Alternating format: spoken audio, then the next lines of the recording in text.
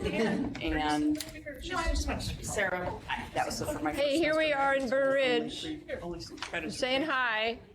Wheeling. Hi, this is Sarah Armstrong on the phone. Hi, Sarah. Hi, Mary Jo in Wheeling. Carrie's here too. East Peoria is awfully dark. Someone in there? Who's in there? Looks like Karen's in there. Karen. There it is. There we go. There.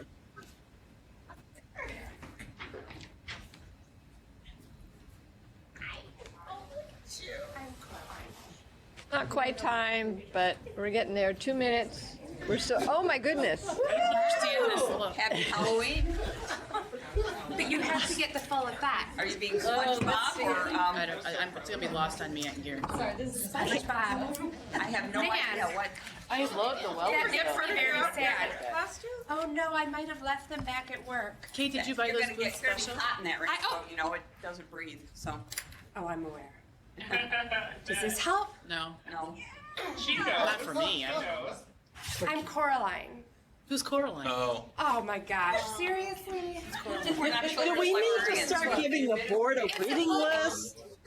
Hey, put your glasses back. Yeah, good.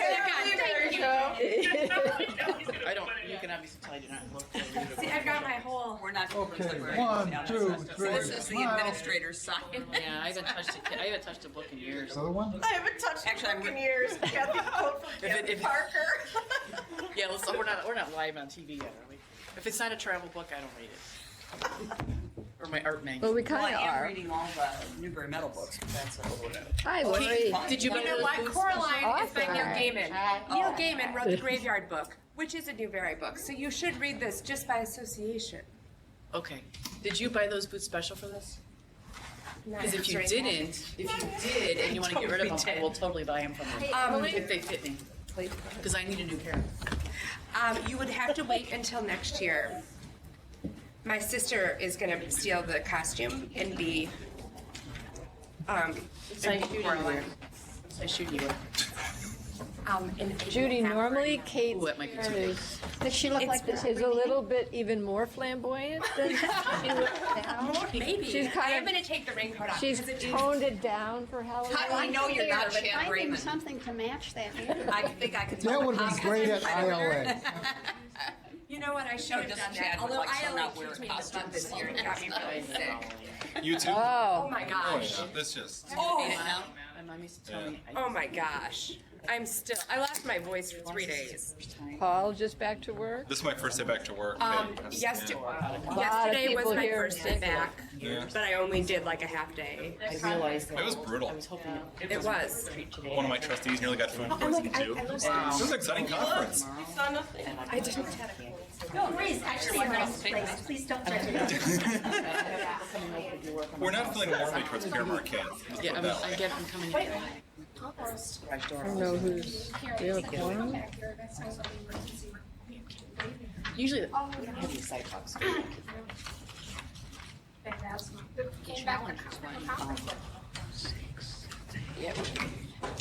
well, kids who are not in the neighborhood. Whenever you're ready, Mary Jo. All Oh right. yeah, that's right. She's phoning it. Hello and welcome. Kate, remember, you have to be good. I'm on Mary it. Jo Matusik. I'm Mary Jo Matusik, president of the Rails Board, and I call this meeting to order on Friday, October 30th at 1 p.m. Emily, will you please call roll? Sarah Armstrong. Here on the phone. Dave Barry. Here. Karen Bershey. Sar. Karen. She left the room She's a little here. bit ago. We saw her. There. Isn't she? She said She it. might be muted. Yeah. She's Maybe she She is stepped there, out I for a see her. second. Maybe she just stepped out. She's getting up. She's getting up. Maybe she's going to go dressed in costume. Judy. Here. You hear us? She can hear us. We just can't hear her. Is it green? I'm going to continue. Judy Crocker. Here. Kate Hall. Here. Nan Hilliard. Here. Lisa Kanasha. Mary Jo Matusik.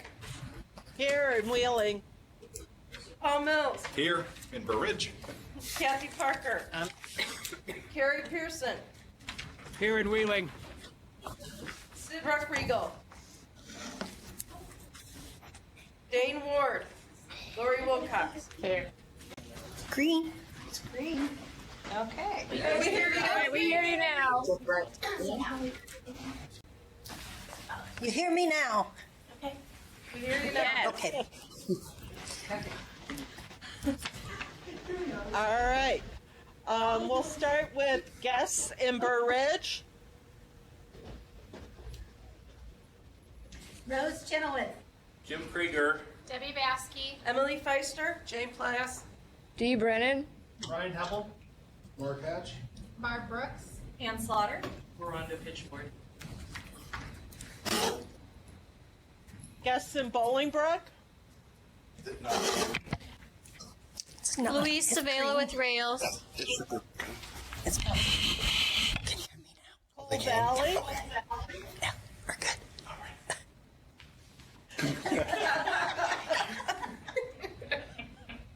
Okay, I can see somebody in Coal Valley. no, Did you? It's a Can't ghost. hear you. nobody in Coal All Valley. right. Rockford, anyone there? No guests in Wheeling? Illinois State Library. Good afternoon. You have Lauren Tucker and Cindy Coletti. Mark Schaefer. And Tom Huber. that's it. Okay. And is there anybody in Quincy? All right. Moving on down to the adoption of the agenda. May I have a motion and a second for the adoption of the agenda? So moved. Second. All those in favor say aye. Aye. All those Aye. opposed? Aye. All those opposed say nay. Motion carried. Okay. Approval of Rails board minutes, financial reports and expenditures. May I have a, for 6.1, board minutes of September 25th, 2015, the regular meeting. May I have a motion and approval of the minutes for September 25th, 2015, Rails board meeting? So moved. Second. All those in favor say aye. Aye. Opposed? Any abstentions? This is Sarah. I abstain. Okay. Motion carried. Rails financial report 6.2, Jim Krieger. May I have a motion for the approval of the financial report for September 2015? Got it. I should give it first. Do we want to hear Yeah, you Jim should. first? Yeah, I think so. Thank you. Right into it. Okay. You do have in your packet the financial report for September 2015, and then after that, I do have a couple other items to bring to your attention. Not significant, don't worry. The report for September, we continue to operate without using our own funds as the budget situation is unchanged with the state. And we have chosen not to include any budget to compare to.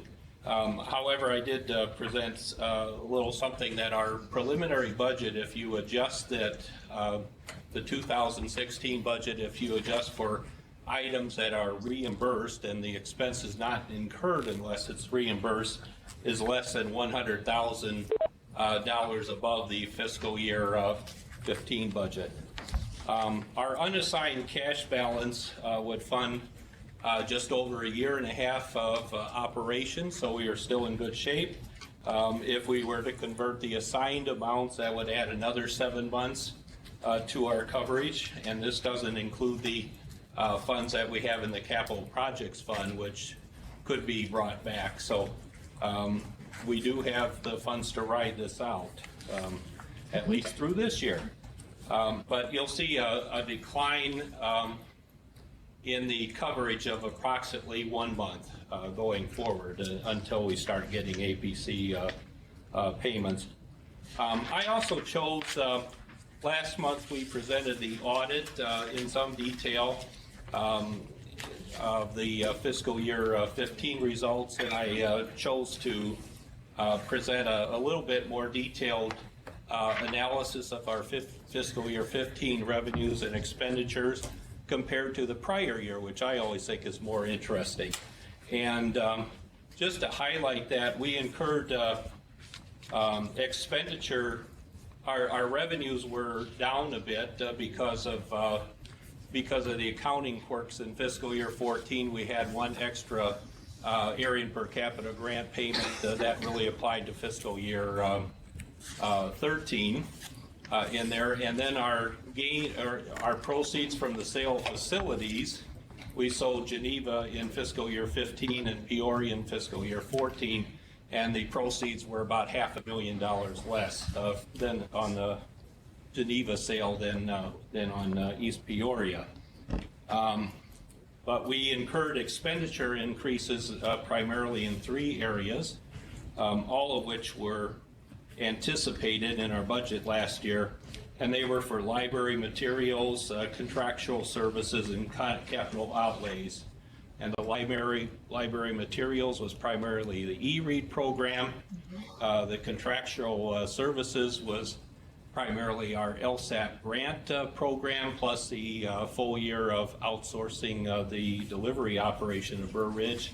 And our capital expenditures, a big difference was our roof job. So all of these will not, especially in the capital expenditures, will not recur.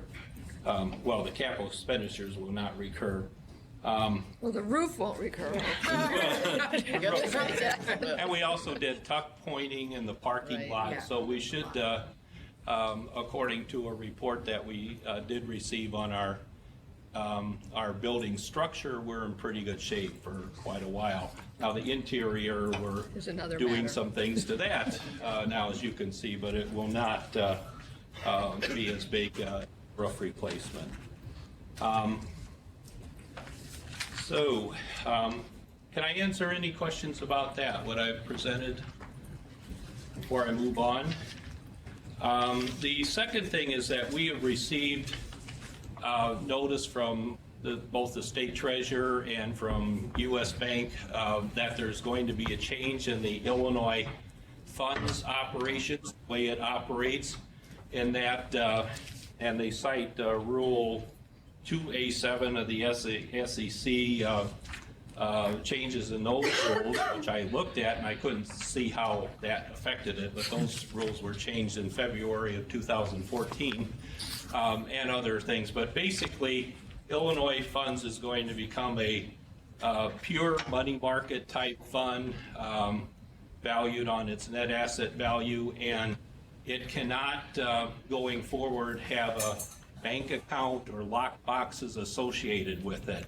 So we have to pull our basically our banking systems away from Illinois funds. And if we were to continue using Illinois funds to fund our checking account, we would be having to do ACH transfers to and from that fund pretty much every week.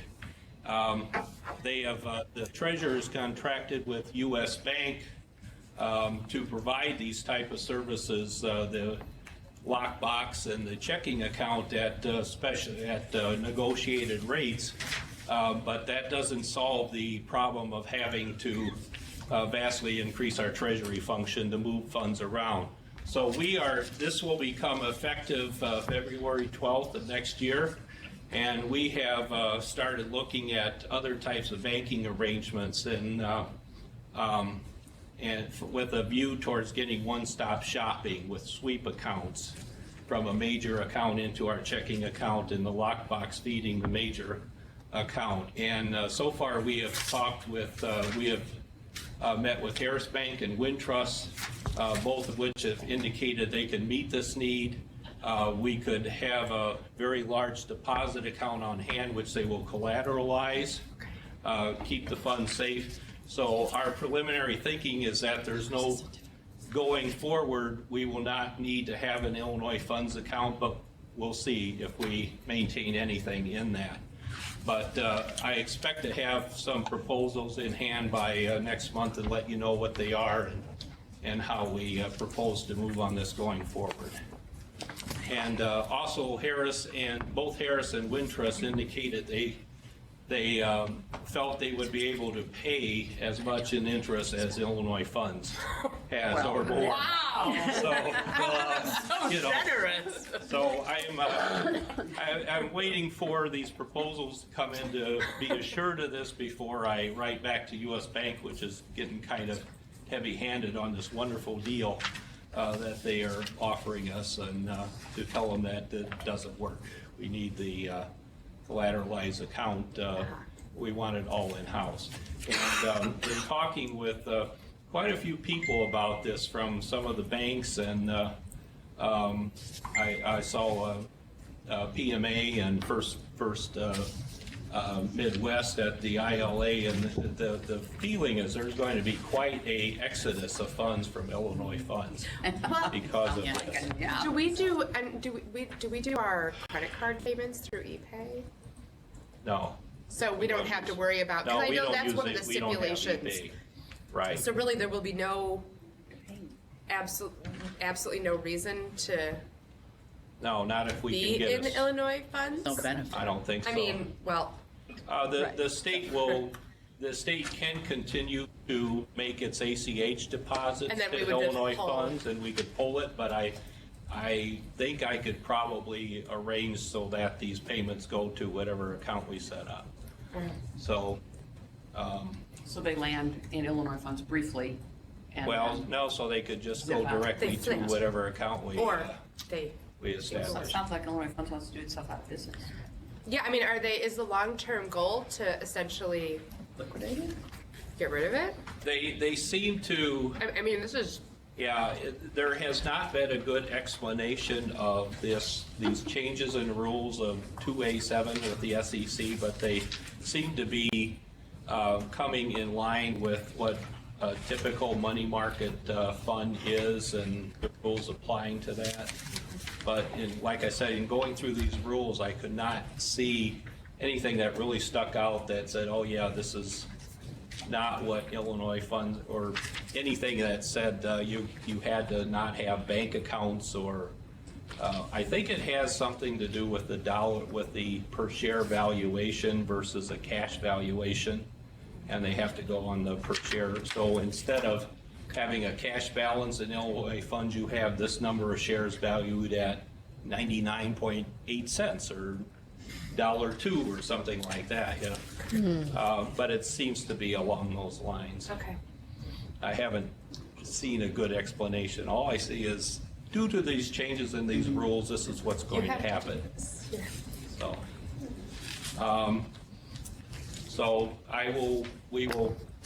we hope to certainly plan to come to the next month's board meeting and tell you where we're at with that, and if we'll need any new depositories.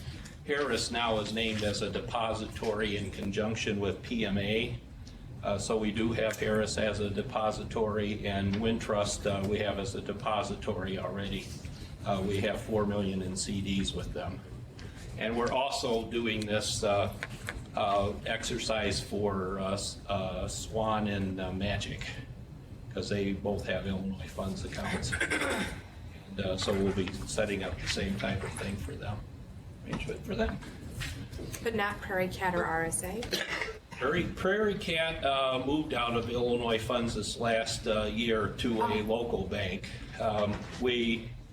It came to our attention that their funds were not collateralized. They don't have to be. They're not for profit, but we went to a better Still arrangement, better. and Smart business. they bought insured certificates of deposits through the Bank of Morton or one of their local banks, and they moved their lockbox there. So we did that last year for them.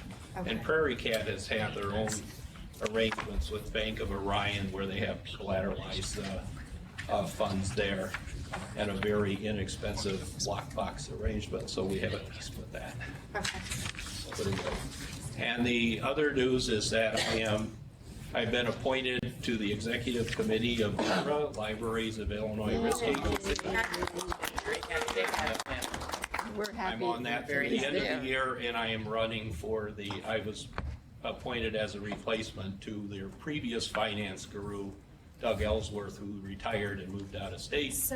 And then I'm running for a 2-year appointment. We don't vote. I abstain. Congratulations, Jim. And Lucky to have you. Anyone who's a LIRA member, be sure to go to the November 5th meeting to vote, because that's where we're voting for the new thing. New For members. Jim. Or whoever was running. Just saying. Okay. Who's running for president? I think we're just filling for the executive committee. Yeah, I think it's just those two positions being filled. I'm still Chair. the chair, so hopefully nobody. Sarah Tobias was on the committee, and she's decided not to Right. run So there's another opening now. for a second appointment. Okay, well, congratulations, Jim. And we need, may I have a motion for approval of the financial report of September 2015? So move. Nan? And a second. Second. We need a second. Love that Dave's got it. Oh, okay. All in favor say aye. Aye. Aye. Hi. All opposed say nay. Motion carried. All right, approval of expenditures for September 2015. Jim, you're up again. Thank you. The expenditure listing is at the back of the financial report document, and the expenditures for September were $956,553.60. And are there any specific questions? Okay. Done. Okay, if there's no questions for Jim, we need a motion to approve the check voucher register for September 2015 in the amount of $956,000,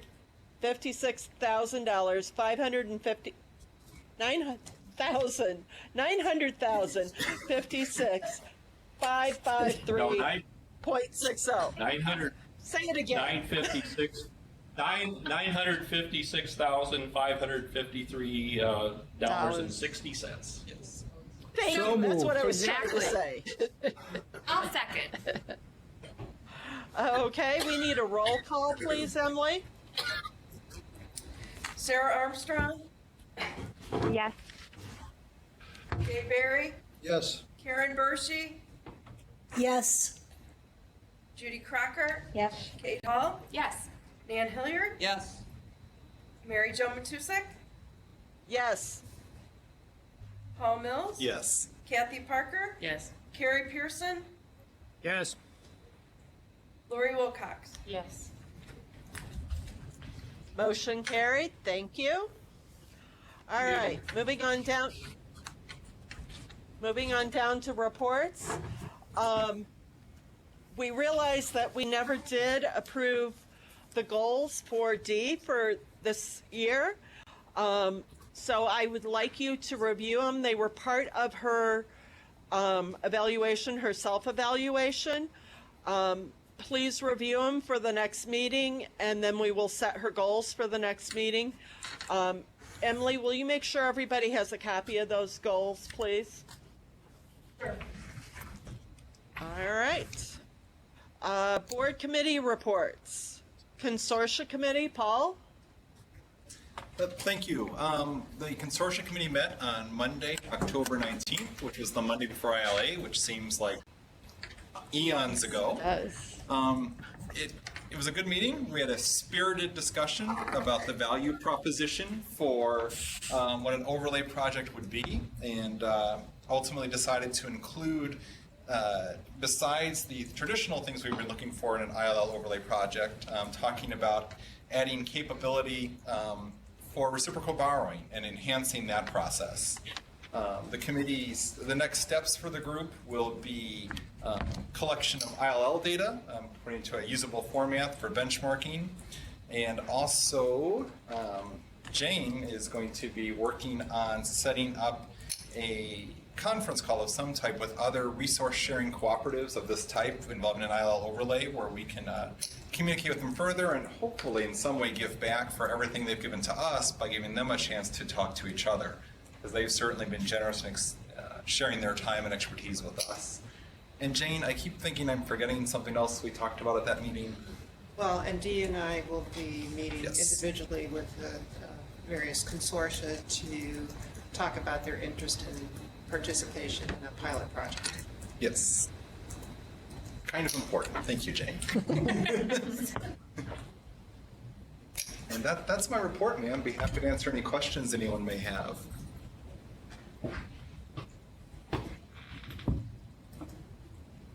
Okay, seeing no questions for Paul, we'll move to the Consortia Futures Committee. Kate? I noticed that we've lost our sub designation. Oh. Consortium Futures Subcommittee. You're So right. I hope that can be We'll fix that. Yes, Thank I just you. noticed that, yeah.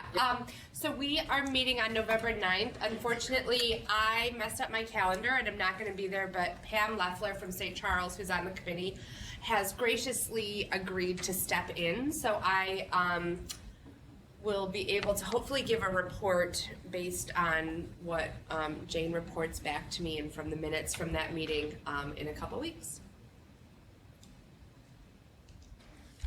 Okay. Delivery Committee? Kate? We are meeting on November 19th. We did start the outsourcing, and as one of the libraries that was part of that process, I have to say that it's been very quiet on all of the North Side listservs, and things seem to be going really well. I mean, there have been a few, I think, little minor things that you would expect, but CTS has done a great job of reacting very quickly and getting things sorted out and moving right along. So everyone seems very happy, and I, for one, can speak for my staff in saying that they're very excited not to have to sort things anymore. So yes, and we will be talking about that along with several other things at the committee meeting towards the end, middle of November, right before Thanksgiving. And that's all. Oh, okay. Thank you, Kate. Any questions for Kate? All right. Executive Committee is next on the list. We have not met since the last board meeting, so there's no updates. And next is Policy Committee. Yes, we met today at 11:30. We addressed two issues. And the first one deals with bylaws revisions per the Illinois State Library request. Do you want to go in? It's on the agenda later, so I think We'll just go into those areas? Yeah, we'll just, yep. And we also addressed the policy on pension management safeguards. Is it? That is not on the agenda. I think we'll take that up next month because we weren't sure what the policy committee would do today. Very good. And that's my report. Okay. Systems Membership Standards Committee, Kathy Parker, you're on under new business for progress. Do you want to wait till then? Yeah, I'll wait till then, because we're gonna discuss it. You can still sit there. Yeah. Moving on to Rails report, Dee. Yes, thank you. Let's see. So we had a really successful conference last week. ILA, Library State of Mind Conference, was very well attended by. Was the first multi-type conference in Illinois for a long time. I guess there had been one previously. And we were thrilled to see many of our members. Our booth traffic was over 700 visits, which was just great. A lot of our staff was there. People presented programs. We had a very successful pre-conference. So it was a great week. Unfortunately there was some of us brought back the ILA conference bug, as in not a software bug and an illness, a germ bug, but we're starting to recover. Let's see. We are in the final stages of interviewing for the new Prairie Cat manager, so that should be announced or decided soon. Kate mentioned about delivery outsourcing starting, so was last week, right, Mark? Went during ILA, and that's it. I'd be happy to answer any questions from anybody. I don't really have a question, just a commendation. I was at the pre-conference and thought that the Rail staff did a fabulous job of putting it all together. I know it was a tremendous amount of work, and Emily saved the day a number of times finding water bottles and other things. Should have seen her in the freight elevator. I can just imagine. And so I think that in the freight elevator as well. I think I'm glad I passed. But I think that it's important to recognize that this is really above and beyond the normal day-to-day work, but that it really gives something to the overall library community, and that it's really important. And I for one, am very happy to see how much Rails staff do with these types of things and with other organizations like ILA to make the conferences that much richer. So just kudos to everyone for the hard work. It certainly, in my eyes, paid off, not just with the pre-conference, but the entire conference, and nicely done. Thank you. We all thank you. And it was also great to see Heartland and Rails working together. Yeah, with the Absolutely. State Library. Yep, it was all a great day and a great several days. Yes. All right. Rails service and operations report. Yeah, I don't really think I have anything else to add. We're I guess I could highlight the fact that we had a very interesting facilitated meeting between representatives of SWAN, Link, and Magic to talk about how to move forward together.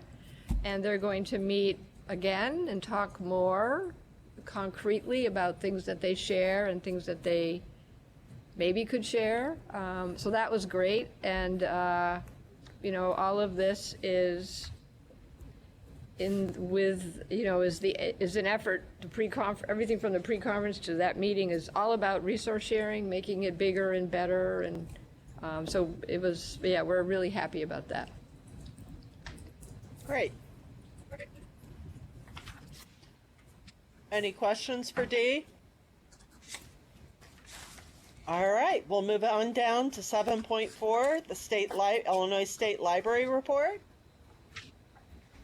Hello. Yes, thank you. I'm sure it's not news to you folks, but we continue to hope and pray for a state budget.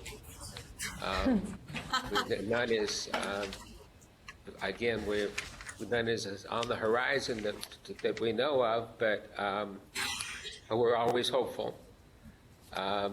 This week we finished up the final phase of the iLead USA sessions, and there were a number of Rails librarians and Rails staff at the conference, and I think it ended well.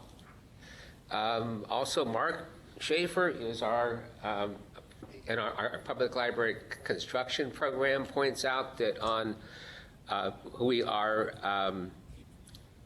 closing down the ability for public libraries to complete the capital needs assessment for 2015 on November the 6th.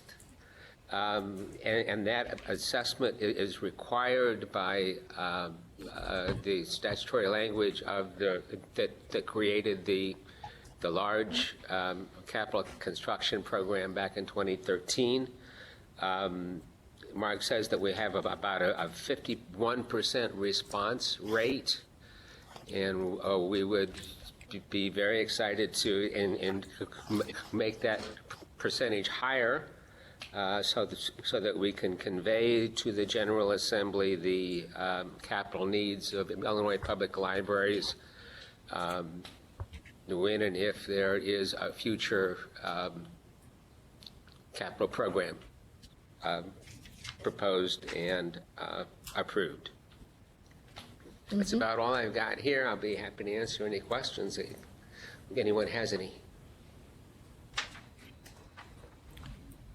I would just say thank you, Lauren, and we are continuing to encourage libraries to fill out that survey and to apply for the various grants. So we'll keep working on it. Thank you. Yep. Okay, we'll move down to new business. Limerick changes, Barb and Dee. Yes, thank you, Mary Jo. And I'm going to introduce this. Barb is an expert, and other Rails staff members like Jim or Jane may also want to chime in. You want to come up here, Barb? You can sit here, I guess. So Limerick is our health and medical insurance pool. And, sorry for all my papers. And they have proposed, there's a lot of changes that are about to happen in Limerick. And there are some short-term effects and then some longer-term implications that we want to talk to you about today. So it's very complicated, in my opinion. So bear with us and feel free to ask questions at any point. So take it away, Barb. The first thing that I wanted to mention is that the intergovernmental agreement that was sent out, there was a revision that I sent out to everyone. And that revision, the only changes to that was to the resolution. Our attorney recommended that we have some verbiage included in there stating that we were only participating in the benefits portion because there's mention of 3 programs, one being the unemployment program as well as the self-insurance program. So our resolution is just stating we're only participating in the employee benefits. Sort of an amplification. Yeah. Yes. And Limerick is aware of this, and they had their attorneys review it, and they were fine with the adjustment to the resolution. So with this, it kind of, the information that was in there, it's a lot of information. So what I was planning on doing, I didn't want to kind of recap everything because I'm sure that you've looked at that documentation, but just to touch on the highlights from the memo. With Limerick, as you may or may not know, is very member-driven, and the membership generally makes the decisions with regard to contribution, the premium amounts, as well as benefit changes. With this new agreement, that is no longer going to be the case. The Limerick board will make that determination, and the membership really will not be involved in that process. So it's not going to be member-driven any longer with regard to the changes that will take place. There is also the self-insurance component of it that's been added. The self-insurance has been added because of, self-insurance was the goal, but Limerick has been building a reserve to get to that point. With some of the changes with ACA and Blue Cross Blue Shield, that has been expedited, and now we're doing self-insurance starting in 2016. With that, we will have two plans or two programs in place. The medical will be its own plan, and then everything else will fall under the FIP plan, or the Purchase of Health Insurance Program. So they're separating the two out. With that separation, we also will have a situation where only full-time employees will be able to enroll in the SHIP program, which is the medical coverage. In the past, we've had individuals that worked at least the 20 hours a week for 1 year of service, being able to enroll in any of the coverages at 100% their cost. Now that is changing so that they will not have access to the medical coverage. And medical is specifically medical. Correct. As opposed to health. This terminology is, Kind of so interesting. medical is medical, right? And health is vision, dental. And full-time is insurance. still defined by ACA as the 30 hours when you define full-time. Correct. And to understand that the changes were based on the ACA, it's more in line with what the ACA requires.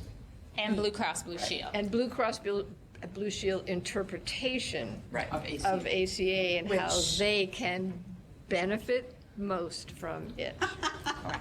And none of this will incur any type of Cadillac tax because it won't be putting us above the amounts for each thing. I'll be honest, I've read so much about HSA stuff and I'm still not 100% clear on it. I keep reading it confuses and it me just- a lot. I've watched webinars and I still am fuzzy. Yeah. So, but will this help eliminate the potential for incurring a Cadillac tax because of the way it will then be separated? Well, the premiums themselves keep us away from the Cadillac tax, not necessarily the adjustment to the self-insurance. Okay.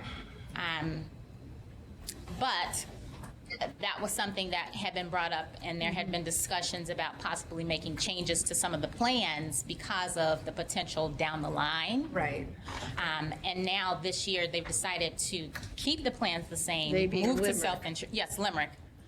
Decided to keep the plans the same, but move to self-insurance on the medical side of things earlier. Okay. But also with that, because of the fact that our part-timers who we've had offer letters given to that stated that once they hit that 1 year of service, they'd be eligible for that coverage. Rails as an organization is looking at other options and alternatives to try and assist with that. There is the marketplace, so with Affordable Care Act, there is the option to go to the marketplace, and we do have employees that are currently using the marketplace as well, but we want to make sure that we're doing everything that we can to not have a situation where people who are planning on enrolling this year not have an option. And then moving forward, for any new people, that would then be taken off the table. Correct. Right.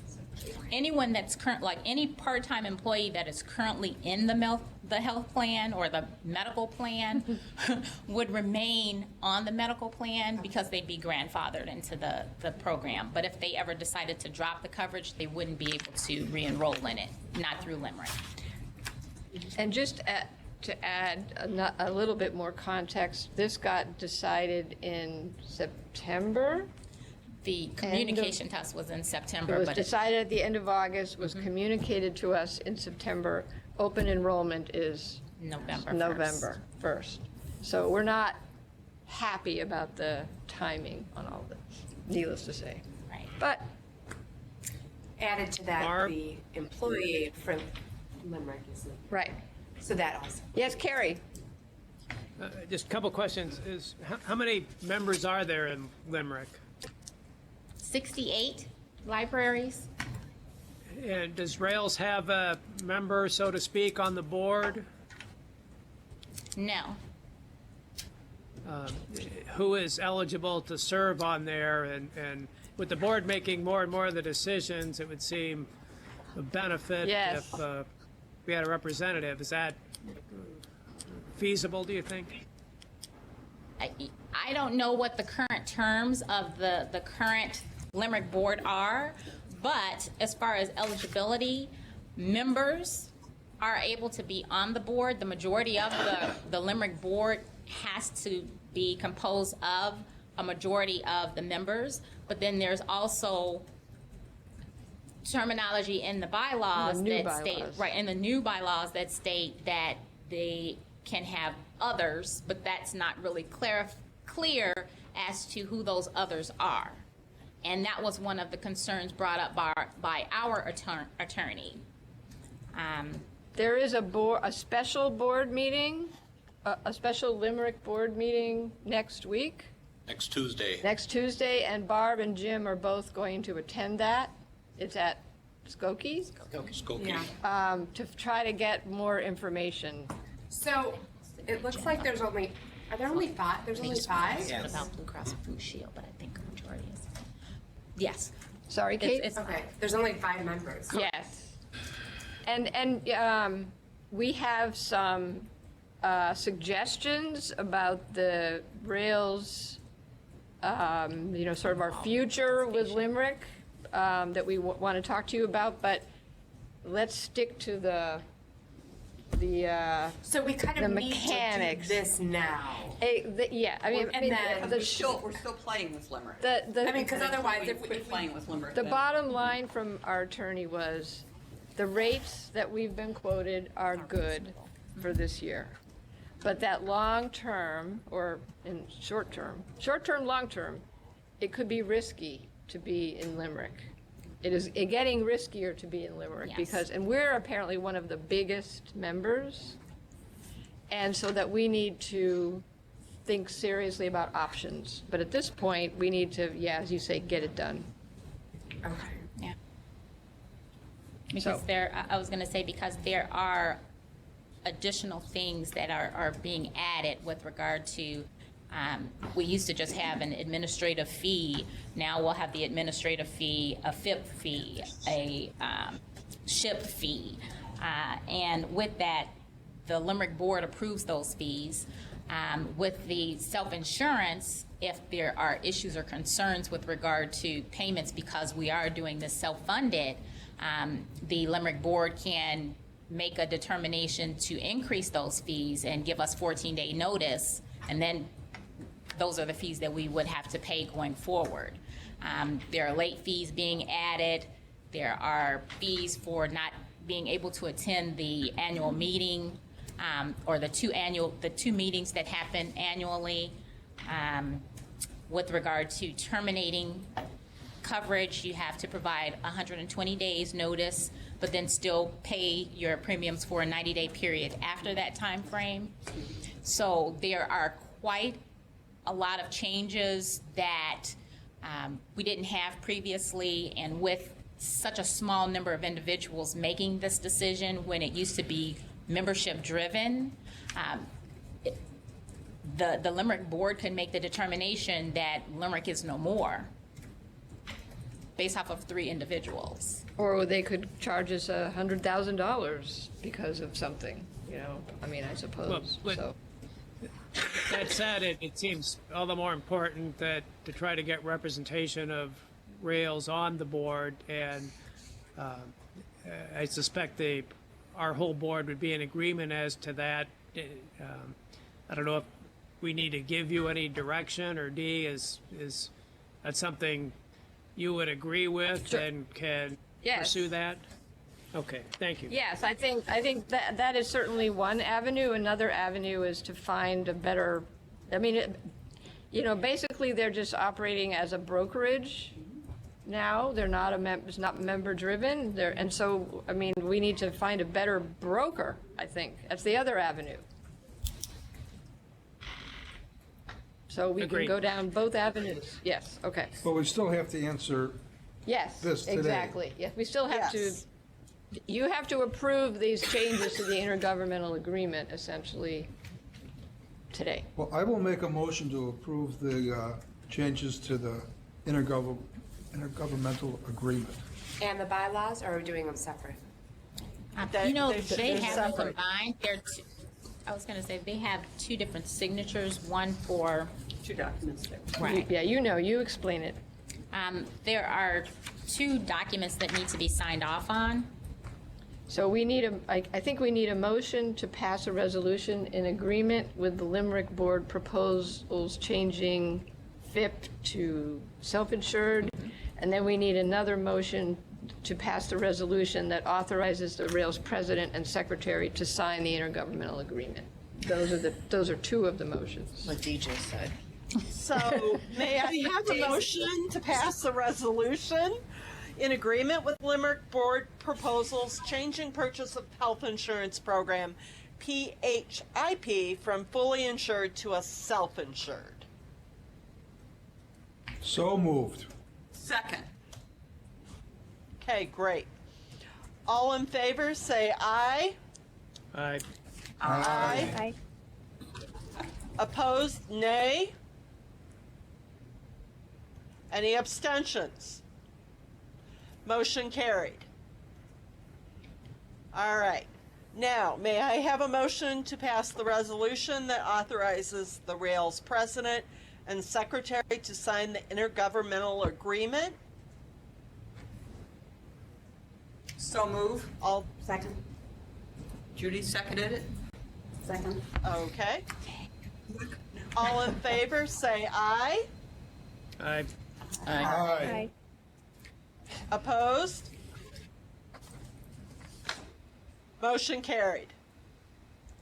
A question, should we, meaning Barb and Dee, be investigating alternatives for health insurance coverage? Yes. Oh, I would yes. recommend our library brokers. So if you're Okay. reference. Yes. that'd be great. I think we're already starting, actually. Great. I was going to suggest that. Good catch, Nan. Yes. All right. What are, you guys will worry about the provisions for. Out of curiosity related to Limerick, does Rails participate in the UCGA? I'm sorry? The UCGA, we're not part of that? No. With No. Limerick? Okay. That's why our resolution was adjusted. Okay. Okay. 8.1 updates on HSA. Help. 8.1B, right. Yes. 8.1B. Okay. And with this one, I didn't know if you wanted me to do any type of overview of it because you have the information in front of you. If you'd like me to, I can. But Limerick has made changes. How about I go ahead and do the, the information? Yeah. Thank you, Dee. All right. So with so what was voted on by the membership at the last meeting was to remain with Blue Cross Blue Shield, to add a health savings account option to the plans to assist with premiums, add Blue Value Advisor to the PPO plans. This would allow people to call in and find less expensive alternatives with regard to lab work and things of that nature, rather than going to the hospital for an MRI, going to another location that would be less expensive but doing the same thing. With the rates, the overall increase would be 7.72 for the medical coverages, and this is the average of them.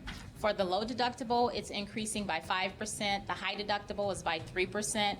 And the HMO is by 13% because of the claims that we've had during the past year.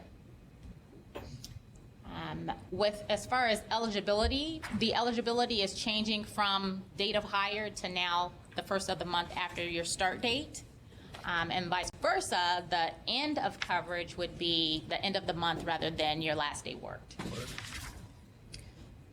As far as prescription changes, they're making the PPO match up with the HMO, and it's more so dealing with generic brands that's making that change. Our dental, there will be no change to the premium. The vision plan, it's about a 5% increase to premium, and the basic life insurance is about a 3% increase to the premium.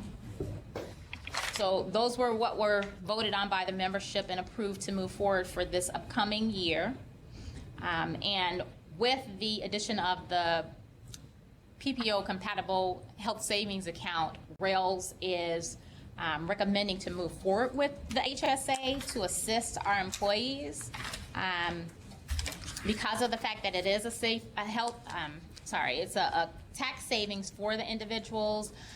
With the rising cost of health care, a lot of people are using that to build up a reserve so that when they do retire, that they can cover medical expenses, but some people are using them now at the same time.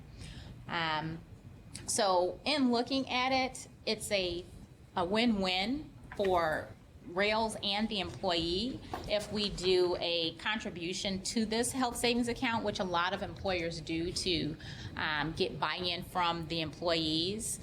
If you look at the example that's in the packet, it talks about, it gives you our 2016 premium rates for the low deductible plan. It gives you the premiums for the health savings account, which is the lowest of all 4 plans that we have, that we would have if we go with that health savings account. And then the difference between those, and then how much the savings would be to go to the health savings plan in comparison to the low deductible. And when you're looking at an employee only, it's a $2,000 savings overall. And then if Rails provides $1,000 to the employees to assist because of the fact that the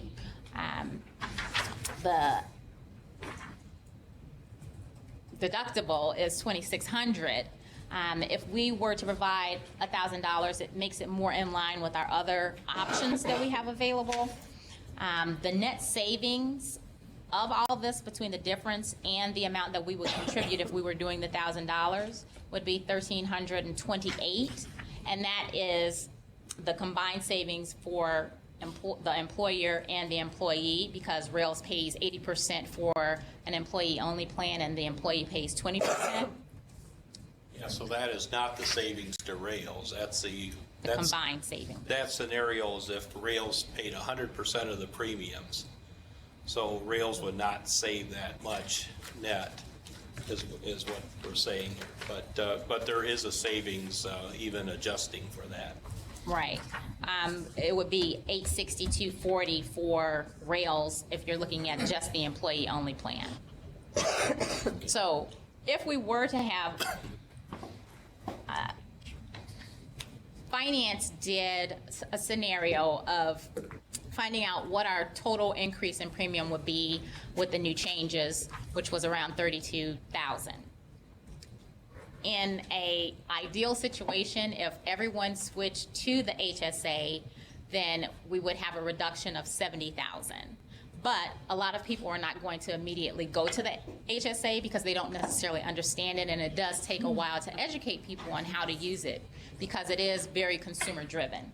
Because you have to really go out and look at what's out there and making sure that you're talking with your doctor and saying, hey, I don't necessarily need that name brand if you don't need it, and going with a generic version, or using the benefit advisors to find lower cost solutions in your area.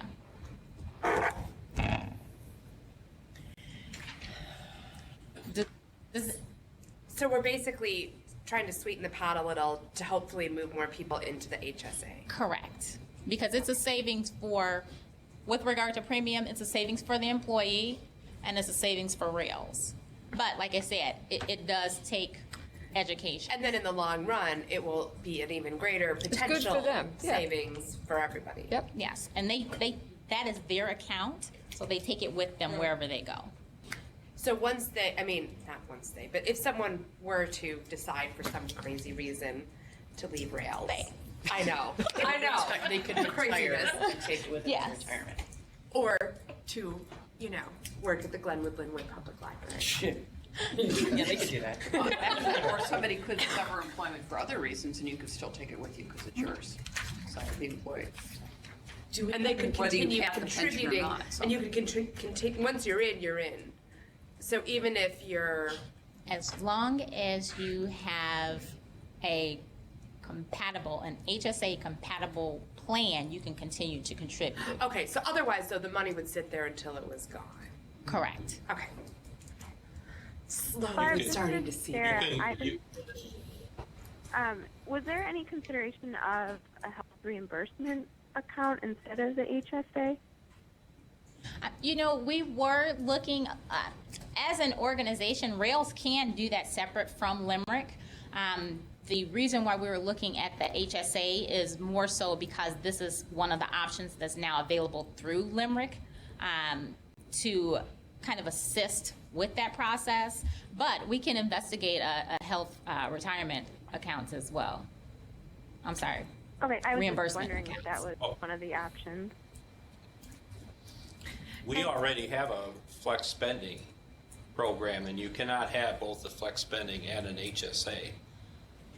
So you have to have one or another. So then But we do have flex We'll be spending. getting rid of the flex spending? No, because we still want to have that option available to employees because the Oh, an employee, an organization An can employee have. can't. I gotcha, okay. And so basically, Limerick has already said, we're doing this, which they've been moving towards doing the Yeah. HSA thing for several years. Right. So, and since it is now an option, it's something we have to offer employees, but because, I mean, don't No, we have? Limerick voted for the option to allow members Oh, but you to don't offer it, but it's, okay. it was another option. All right. Try to move people away from that high deductible. Okay, so Yeah. it's no Or longer, low deductible. Low deductible. To get into the high deductible. it's not something that you have, like you can't say, everyone Limerick has to be never an has to opt HMO. in, and that's Like, what we're being asked to do. okay. You So- recommend that you want us to opt in? Yes, that was what you Yeah, said. I mean, Yeah. with It makes sense. It does make sense. Right? Yeah. Do we have an idea of how many staff may be interested in moving to the HSA? So we really don't know what our savings could be. It could be nothing. right, it could be nothing, and if it's nothing, it's just like not having it and moving forward. But if we do have people that are interested because they say, oh, you know what, they're contributing to it as well, and this account is my account that I can take and use how I need to with regard to IRS eligible expenses. Okay. And then in terms of evaluating moving to a different plan in the future, it would be helpful to be on this because that way we would know approximately how many people might be interested, and then making sure there was a compatible plan that we could move to would make that a better option, presumably, and making it more complicated than it needs to be. And we think people will, enrollment will grow as people As talk to knowledge. each other about Knowledge it. is power. I mean, I'm moving to this at my library. I'm the only one that takes a PPO. Yep. And I want them all to go to the HSA, but they're fighting it. Yeah. So I'm going to do it and be the guinea pig Sure. to let them see. Yeah. So just so they get an idea. Yeah. I have a few questions because I'm still trying to understand it as well.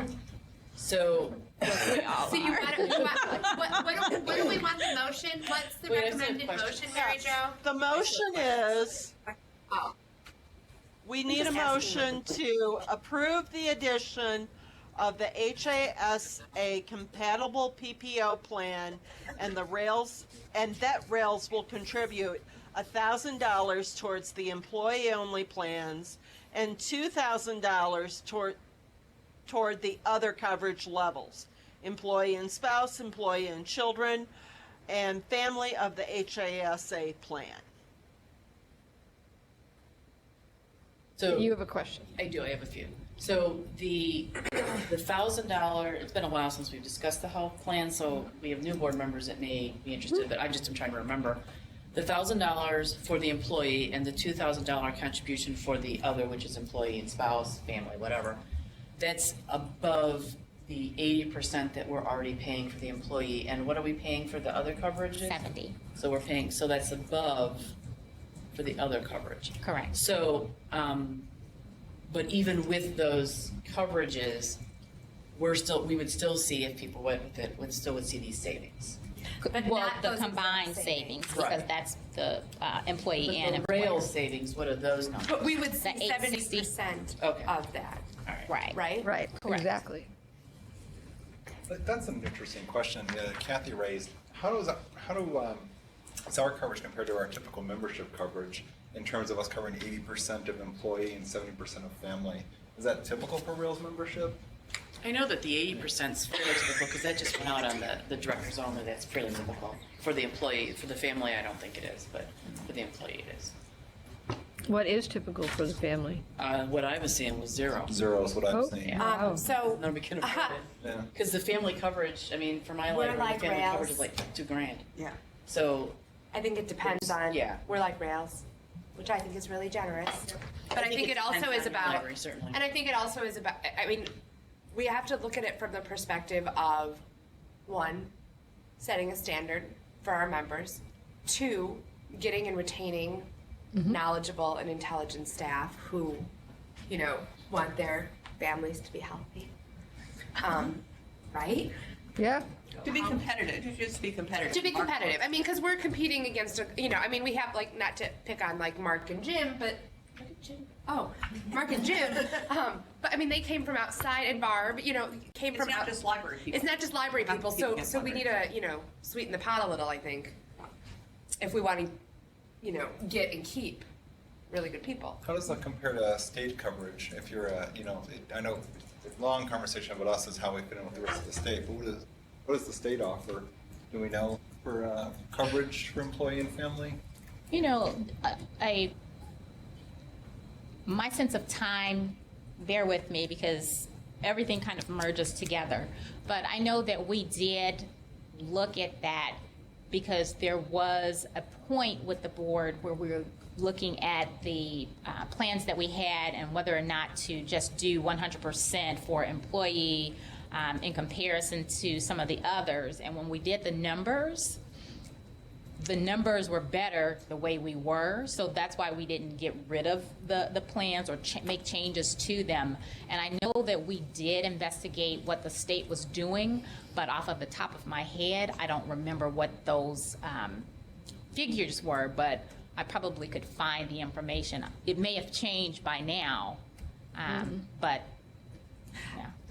I mean, I think it would be interesting to, I mean, I would feel comfortable going with this right now, but as part of your investigative process on whether we're staying with Limerick, whether we're going elsewhere, to explore all of those options, including where we're at in terms of other things, and then potentially then, when you make that change, then it would be a good time to evaluate all of that. But I think in terms of getting people on board the HSA, which seems like it would be a good thing, it might be a nice kind of incentive to get people on board. Is that a motion? No, that was a recommendation. Well, I do think Guidance. that if we see some Rails staff doing this, that may be a good, to show the rest of the Limerick membership, you know what, this is how this is working. And, you know, and maybe if there's an opportunity, because I know that when they do have a position open on the board, it's the library directors or business managers, or perhaps the accountant, to bring that knowledge would be great. And then just to say to the membership, hey, this is how this has worked and these are the real numbers. And, you know, they'll probably here would have more of the ability, given this, for people to move to it, to give us a real example of how it will work. Turn into a CE program. Yeah, that's actually really good. Question? Yes. Is the proposal in terms of the Rails contribution of the 1,000 or 2,000, is the intention there that it would be not paid in a kind of front-loaded lump sum, but rather paid proportionately over the monthly paycheck to coincide with the monthly employee payment of their share, so we don't have a situation where an employee has 2,000 deposited in their account and then they leave after a month? Yes, as part of the, in the memo, it talks about doing it on a quarterly basis to kind of mitigate some of that risk associated with people just kind of saying, oh, I have my $2,000 and now I'm leaving. I don't think anyone with Rails would do that because they wouldn't want to, you know, there's no other employer that matches up. But yes, we were looking at doing it quarterly so that you do keep the individual here. And during that first year, not having it immediately, it's still being put in during that quarterly basis so that the following year you have that there and you'll continue that quarterly amount. Okay, thank you. Good. You're welcome. I Any feel other comfortable questions? making the. I was going to say, I feel comfortable making the motion that Mary Jo read just a few minutes ago. And I will second that Shall I motion. read it again? Good. We have a first and a second. All those in favor say aye. Shouldn't we? Because it's So you should do a roll financial. call. Shouldn't Probably we do a should roll do call? roll call. Yeah. Emily, will you please do a roll call? Sure. Sarah Armstrong, Yes. Dave Barry, Yes. Karen Bershey. I think I'd be more comfortable with a little bit more, maybe tabling, waiting, having a little more information about how many might go to the plan before we decide what we're contributing to the plan. So, not a yes at this moment. Abstain? Are you abstaining or knowing? That's a no. Okay. So no. Judy Cracker, Yes. Kate Hall, Yes. Dan Hilliard. Yes. Mary Jo Matusek, Yes. Paul Mills, Yes. Kathy Parker, I actually kind of agree with Karen a little bit, so I think I'm going to abstain because I would like more info. Carrie Pearson, Yes. Lori Wilcox. Yes.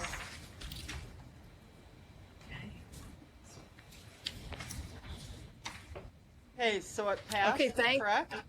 Yes. Yeah, so, okay, thank you, Barb. Thank you all. And we will begin our investigation, as we said. And for those of you who want more information, trust me, so do we.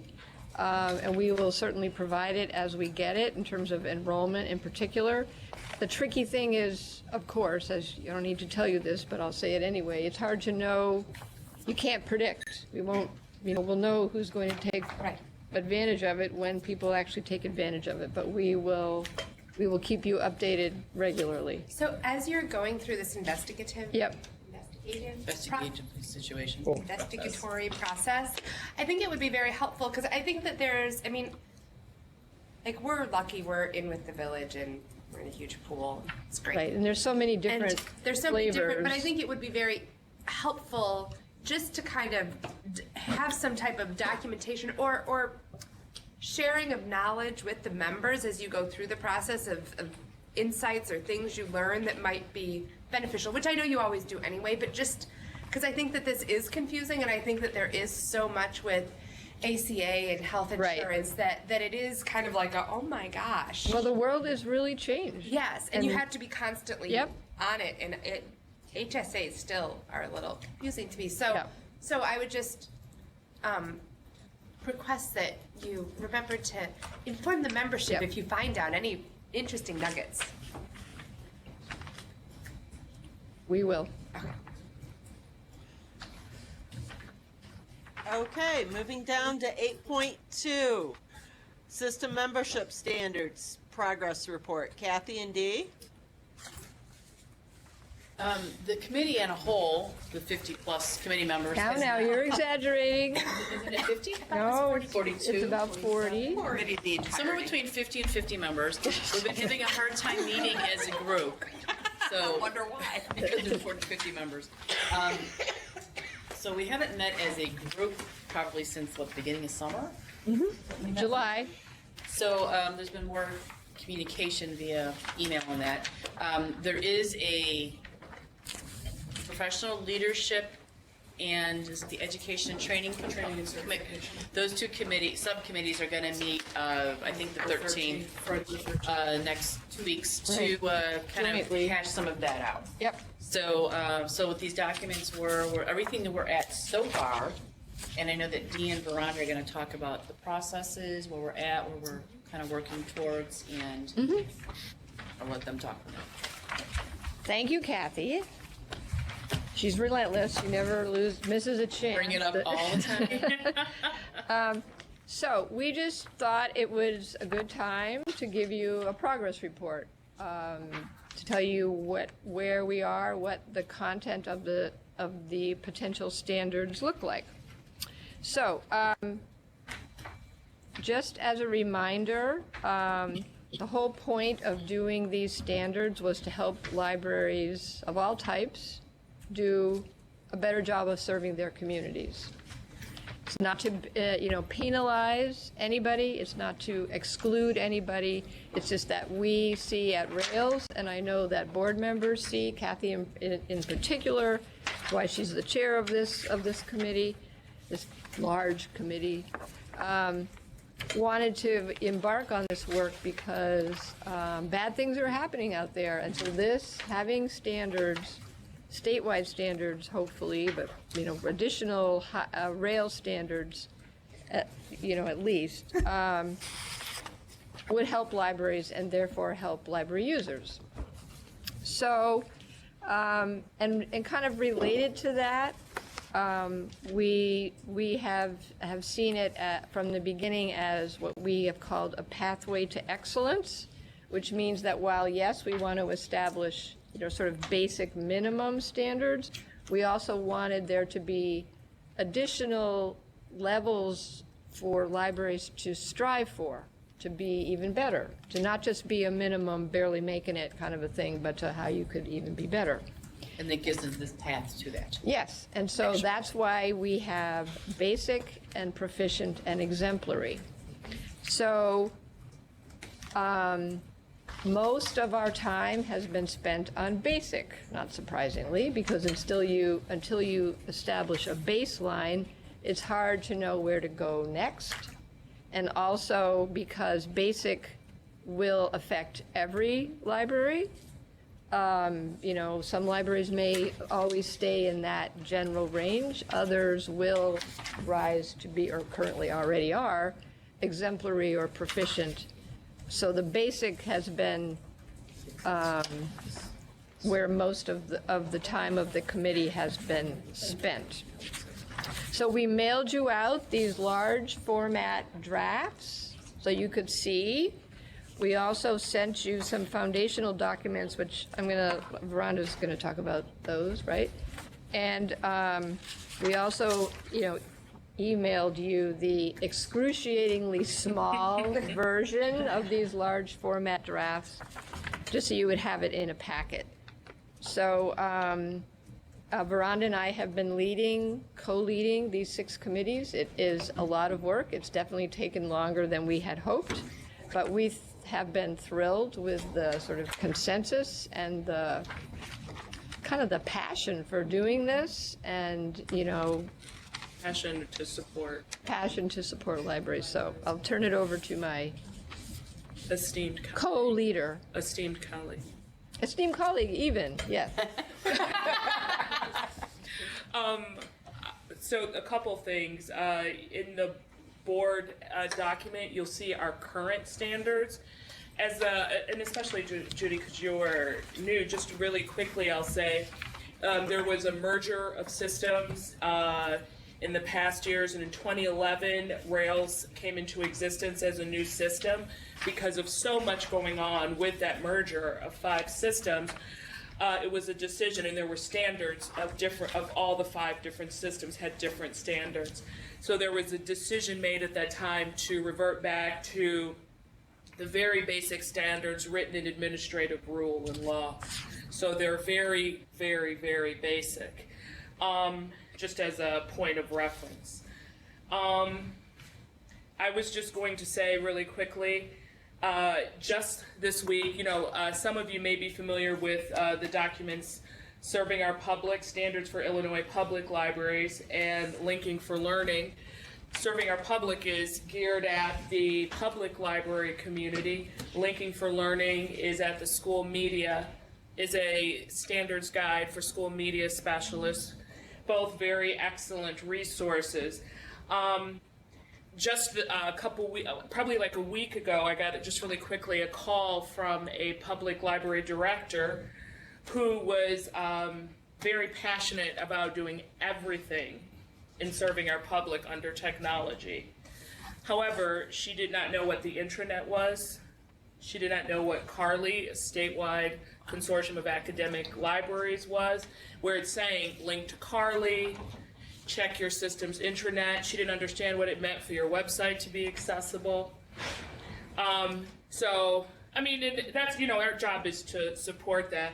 But I'm just saying, for some libraries, the things listed in serving our public are more aspirational for some of our members, is what I want that to illustrate. And we worked through it. Bless her heart, she was working it. She called OCLC with the same question. Which is awesome. I wonder how that went. I think she's still waiting to hear back. That's what she told me. I said, what happened? She said, oh, they're going to call me back. I'm like, yeah, they are. I think this also illustrates why training is essential to any kind of standards we put together. On that path, you know, obviously, frontline staff and the library people that support it are essential to ensuring that libraries have the best possible things to serve whatever type of community they're working with.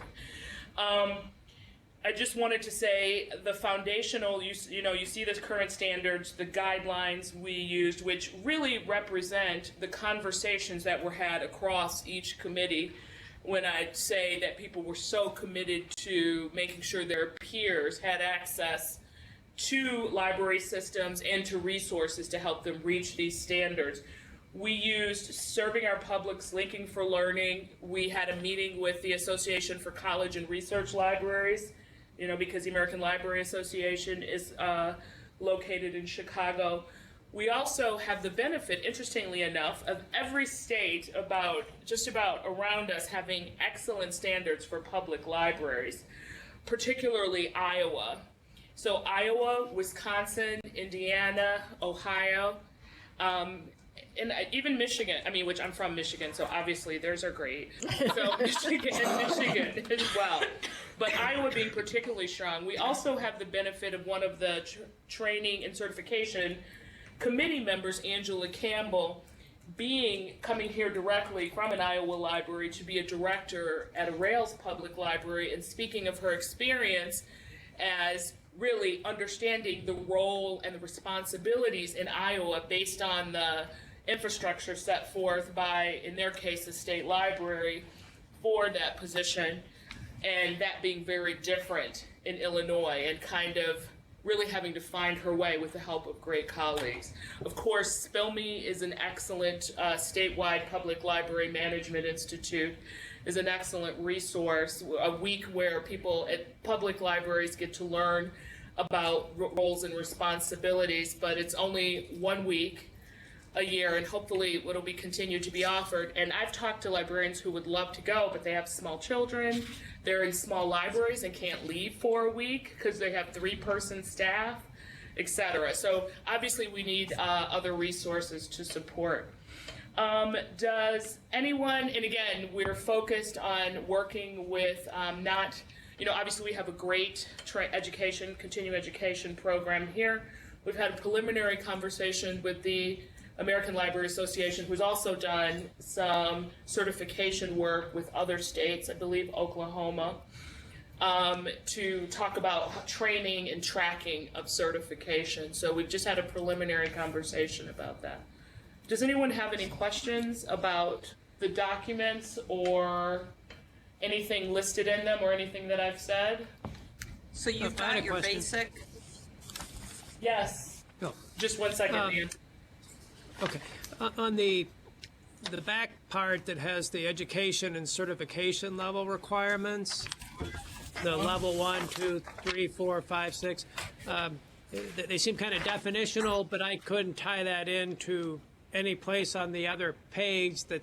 Is the intent that a later draft will say you should have 2 people at each level, or how does the definition of levels tie into the actual requirements? Well, the definition of levels relates to the individual in leadership, and we're still working out the training requirements and what that would look like, and also for how long would people take to get them and what the curriculum looks like. So it's still in development. We're going to discuss that at our On the 13th. Yeah, on the 13th, on November 13th, so that's a well-timed question. A majority of the standards, say for the professional leadership, relate specifically to the agencies, what the agency looks like. And so we're just starting, we'll be talking about on November 13th, not what the director looks like, but what kind of qualifications and how those levels play out in the real world. Okay, thank you. Thank you. Nan, what was your question? I was just curious, we've got basic do we have any one of these three wrapped up? No. Okay. We're actively seeking feedback, and we really, even, this is really kind of I think the first attempt statewide to do something like this. So even if we thought it was wrapped up, we would want to beta test it amongst the membership, the entire membership, to get feedback. But when you're going to, so are you going to beta test it in, like, get basic taken care of first, and then have the next overlay? Yeah, and the next overlay? our goal is to lock beta. Is that lock the basic down first before working on other levels? If that's your question. That's what I'm trying to kind of get at. Well, you kind of need that as the groundwork. Yeah, to get that's to the any foundational. Okay. And to see how hard and if it needs to be, because then Yeah, we're going to need to test it. I mean, you'll see one of the requirements is having an online catalog. I can tell you members that don't have that currently, so. So I was curious, and I know that there was a lot of meetings and a lot of discussion, so I'm not looking to open up another discussion. And I, unlike Paul, do not read all of the minutes for every single committee before going to sleep. Why not? So I know, it's because I don't know. I should start doing it. Well, because Paul does it, so you can answer. Because Paul does it, yes, and I don't want to show Paul up. So population versus budget or EAV, I mean, I'm curious how that came about. Speaking as someone who am at a community now where the population is almost the same as it was at my last library, but the budget is almost triple the size. So I'm just curious. How we decided to use population in relation As to the determination in terms of the leveling? I think that is, I mean, if you know, I'll just, so first of all, that's what other states do. And so we're trying to find something that has worked elsewhere. Yeah, that makes sense. But we've also had conversations about those other factors that will matter, and one of the sort of the things that we kind of begin to talk about and then can't deal with it is implementation and like phase in of things or waivers, and I think all those factors would be brought to bear, would be the part of those considerations. The other thing is that when we looked at the IPLAR data, it kind of works. Okay. Which at least in Rails, we don't know about Heartland, we don't really have the data, but it's, it's much better out there in terms of education, which is obviously the big thing. Much better than we thought it might be. Very better. Yeah. The Illinois Public Library Annual Report, which public libraries, it's the best, unfortunately, the best data we have, because we don't, and I say unfortunately because, well, for not the reason you're looking at me for, but because we don't have the academic, we don't have similar. Nobody else reports that way. Yeah, well, no, they do, but they don't report to the state library. We can't get it. They report to ISB, they report, if they're an academic, whatever group of credits, they're a department of an agency, whereas a library is a whole agency. So we don't have access to that same kind of data. So what we did with a lot of, for example, you'll see 6% of a budget is operating budget is spent on collections. We ran the numbers for the operating budgets for the public libraries to see where that played out in terms of, and to be honest, some really big ones Just make it. just barely made 6%, like Eight, one of the eight, top 8%. Eight. One of the, and that which is the proficient category. It's like one of the 10 biggest libraries. 12% in serving our public. Yeah, we saw that. But in terms of the data So we that- looked at, that's good we to wanted know. to be realistic. I mean, I think that's great. You should look at data more, Kate. Well played, Rhonda. Well played. Once in a There's while. data she missed. Can't believe it. But it is interesting. Yeah. So Okay, but so it seems like the population seems to work. It This- generally speaking, it does, but then you sometimes need other layers for sure. Yeah, I We mean, just it's haven't hard. got I mean, there yet. when Jane and I were working on the fee structure for eRead Illinois, our statewide ebook platform, we found FTE population was a more consistent way to index fees than other factors because it was just more consistent and produced numbers that were consistent across libraries and library types for that same reason. Any other questions? So we just wanted to give you an update. So what are we looking at then in terms of now? Did she tell you to ask saying a word. this? I just, Same. I know. Same wavelength in our head. All I'm right. not saying a word. So we don't know about timing. We're going to have this Working meeting on in it. November and Then then we need to we'll have see a where full we are. committee meeting with everybody's. So your November meeting constitutes whom? Mary Jo, did you? The Yes. professional leadership Okay. committee and the education or training committee. Education. Okay, so we've gotten the update from Kathy and Dee. Rhonda. and Rhonda. And Veranda, thank you, dear. And we're going to move on to 8.3, bylaws changes from the state library. Okay. So the policy committee met this morning, as Dave told you, and we have some changes that we need to make to the bylaws that they have requested. And you got this in your packet, which now I have lost in the course of all of my thank you. But in the course of doing this, I apologize, I got confused, but if you will look at document 8.3, this is a letter from Anne to me and Mary Jo, and they are asking us to include a phrase in our bylaws.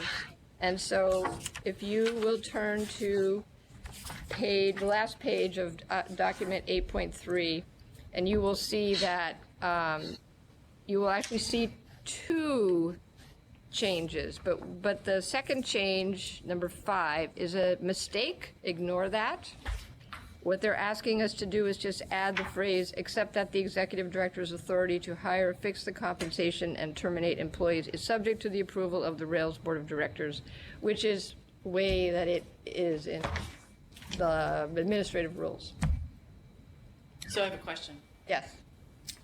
Because more clarification. So does that mean that every time there's a compensation or termination or hire, you have to bring it to us? Or can we just give you the right to do that? You have already delegated that sure authority to that me. that- This is I don't just a sign it. reiteration. Yes. And I don't want anything to wait till a board meeting either. Right. It says right there in number 3, authority and responsibility for staff recruitment, evaluation, promotion, discipline, management, blah, blah, blah, except that it is, subject to. Okay. I just wanted for clarification purpose. Yep. So it's really just cleaning it up. Yes. All right.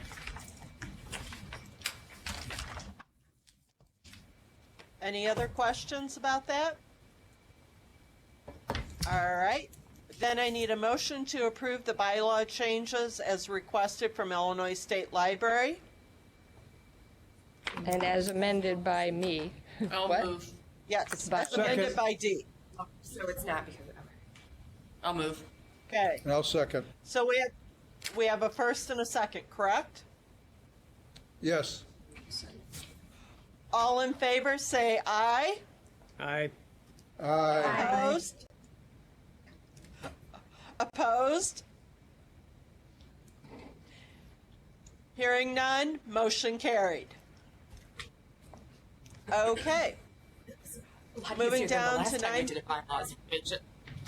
I think that Carrie has ancillary, yep. Yes. Yes, this is, came out of committee, and it ties into the issue that Kathy just raised.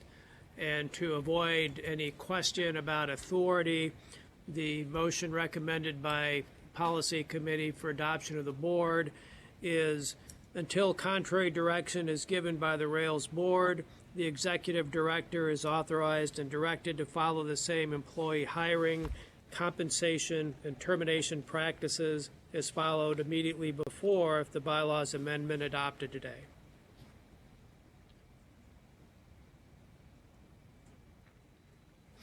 Okay.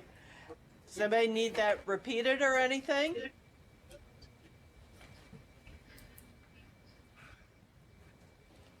Okay.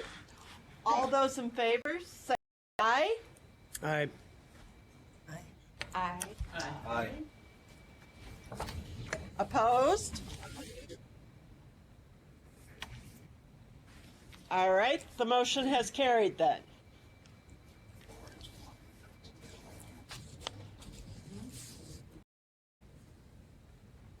All right, moving down to 9.1, the Local Records Act, D. Yeah, so we're just continuing to go through the various laws, acts, ordinances. Maybe there aren't any ordinances that you are required to be in compliance with. And this one is the Local Records Act, which I have a feeling a lot of you know a lot about the Local Records Act. Some of us do.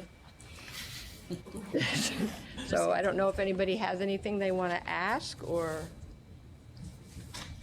reiterate or question in any way. As I said, we're just keeping going on this. It's a fascinating topic if you're willing to dive It is a into fascinating topic, actually. We had a conference call with the state archivist, and we actually had their local representative attend one of my management team meetings, and we spent a couple hours reviewing everything with them. Because we're kind of nice, Kate, and they came, but that's I can't believe I got somebody out. yeah. I think what's really fascinating about this is the electronic records, because that I think has really taken us in many different directions at many different libraries. So I think I'd be curious just to know for how you guys interpret like email retention and using that with the Illinois Records Act. Well, we keep emails. I mean, we're required to, I mean, they're a record, they're a public record. So, Correspondence.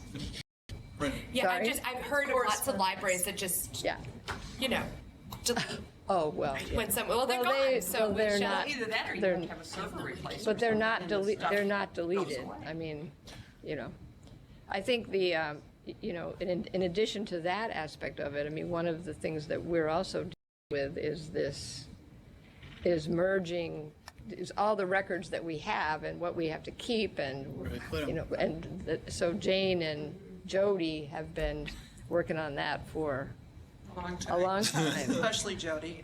Yeah, yeah. I mean, not it's- even the so it kind of runs the gamut, you know, historical paper to the. So are you working at all on digitizing any of that? Well, we may eventually, but there's no point digitizing materials we're going to be shredding. Right.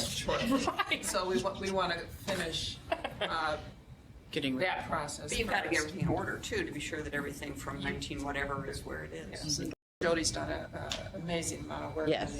on that. We have in fact submitted our proposed record retention schedule to the state archives, and it's pending review. It has to be reviewed by a couple people, so we are hoping. Yeah, we're making good progress, but it's a an lot. incredible Well, I mean, amount and of once work. you have a plan and a system, it's, the upkeep isn't, but it's the getting to that. It took us, we digitized all of our records 2 years ago. It took us almost almost half, over 3/4 of a year to do it with a part-time person, but we digitized all of our records going back to the beginning of the library, all of our board minutes. Wow. Oh, that's Everything. great. That's And now tremendous. we continue it on a monthly basis. That sounds like an intriguing talk to do for maybe a Rails CE I don't thing. know. Maybe Alice. maybe Well, after. actually, there was an info people course on digital preservation, personal digital preservation, meaning not your personal, but your work history and that kind of thing. And there was that article in the Trib about Northwestern's trying to find the right cords for, they get some professor's stuff, including a telephone, and they don't have a cord for the phone, so they can't get the data. I mean, Oh, I there's saw all this that. electronic stuff that you have to do. Yeah. But did you inherit all of the paper files and records from the legacy systems, and are you still the Exactly. custodian of those? Does that Exactly. include NSLS's stuff? Can you see them right there in the Oh, there, yeah. That's right, because now that they're actually losing the facility, you actually have to do something with it. Most of the systems prior to merger did go through And we- Purge stuff, yeah. a purge, but obviously there's still a lot to do. Yeah, because it's 7 years, so you've got, right, is it basically? Well, it depends. Except for what's not. For what, you know, Yeah. it's like all your boards. Some were better at it than others too, right? And then when those systems, since those systems no longer exist, for the record retention, how does that work with those minutes, since that is no longer an entity? Because we subsumed them, does that mean that we now have to keep the minutes for Right, in you're the business perpetuity? custodian for those legacy systems. Yeah. Yes. Right, is that how that, okay. Yeah. Starting from scratch really doesn't mean starting from scratch in this case. Right. No, Here's the- except an here's the- IMRF. Yeah. Which is great. I was gonna say, I see up to 80 boxes in here. Thank goodness. Yeah. And that's progress. By when? December. Oh, okay. We've Fortunately, made other places to making sort. arrangements, house them there until actually dispose of them Instead of moving them in. instead of them for a small fee, Okay. very small fee. Which means that you can always find the documents you don't want people to find, but the stuff you really need is impossible to locate, so there you go. So, it's a rule. Seems that way sometimes.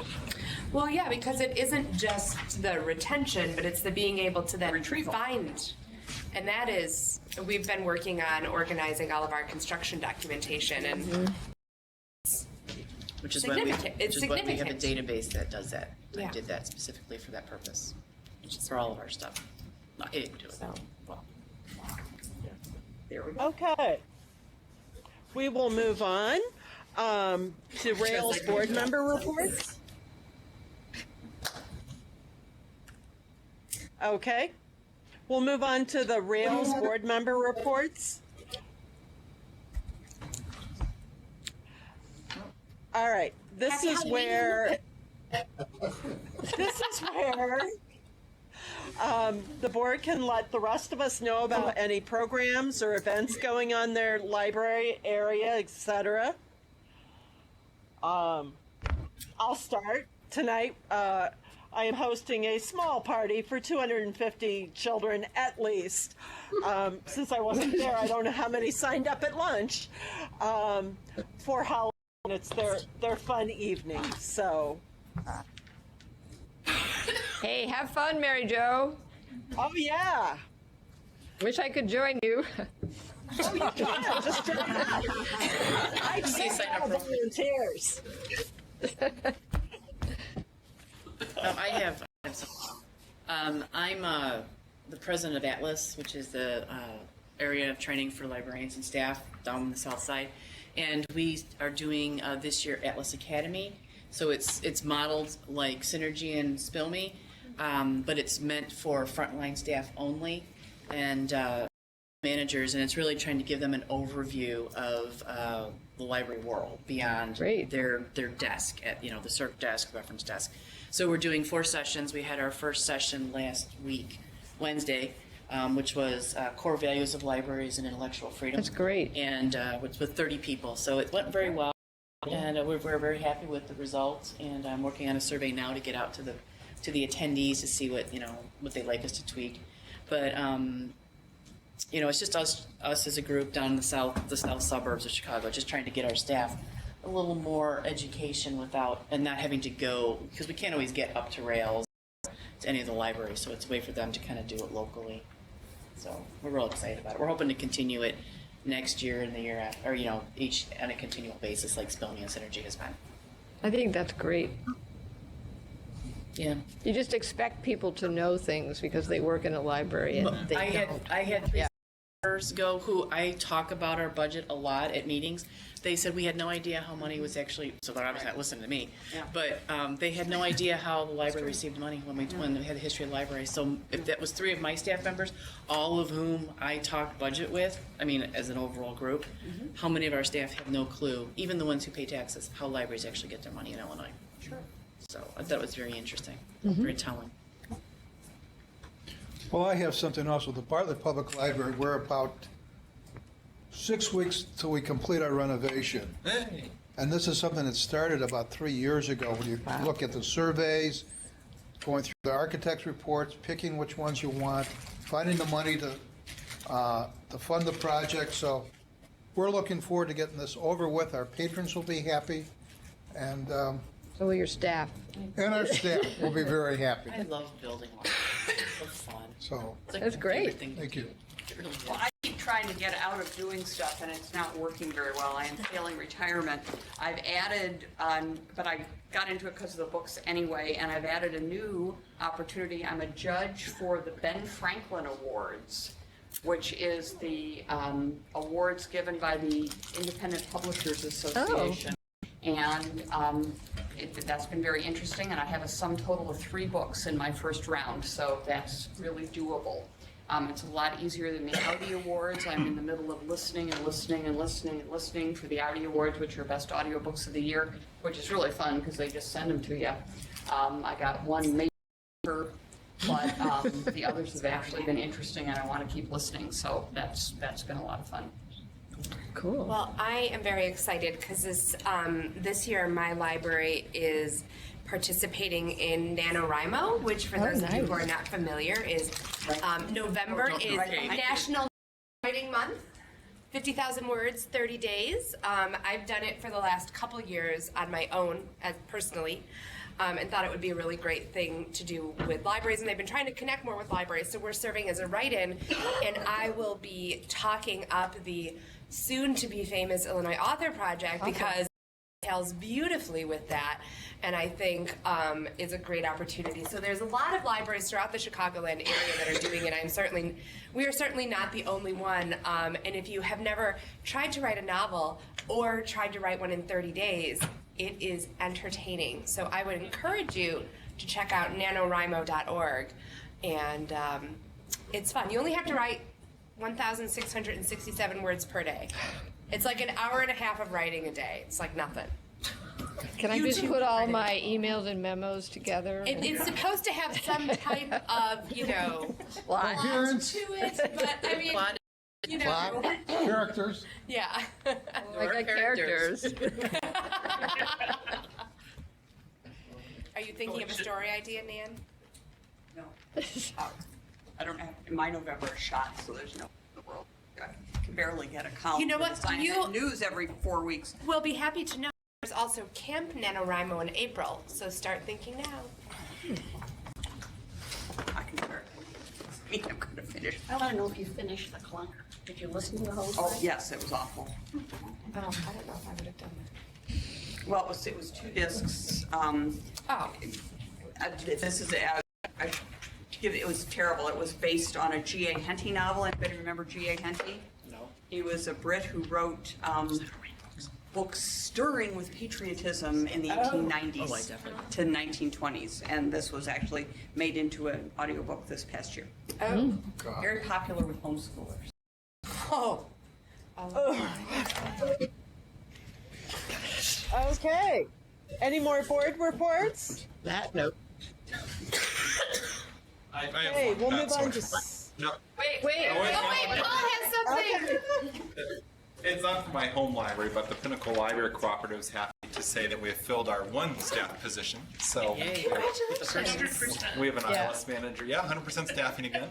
It's not so happy for everybody, PSS We are happy that we have hired Ron Chesko from the Prairie Cat Consortium to serve as our new ILS manager. Yeah. Okay. We're really excited. We're really happy to have Ron join our team. where you will be a team of one. So now there's an opening at Prairie Cat, I'm assuming. Where will he be based? There it goes. Wherever he wants. Table in Paul's office. Wherever he wants. Got a big sidelines Yeah. of the roller derby. Awesome. Okay. We'll move on to agenda building for the next meeting. We currently have the secondary employment policy. Is there anything else that we need to add that you know of at this time? We'll be bringing the pension management safeguards to the board next month also. At this point, that's all I know. Okay. We meet right. There wouldn't be. All right. Then we can move down to adjournment. If there's no other business. So I'll second that. Thank you, Dave. All right, we're adjourned. Thank you. Thank you. Thank you, everyone. Bye. Hope you have a great party. Thank you. Bye. We're going to make our assistant principal do everything we don't want to do. Policy.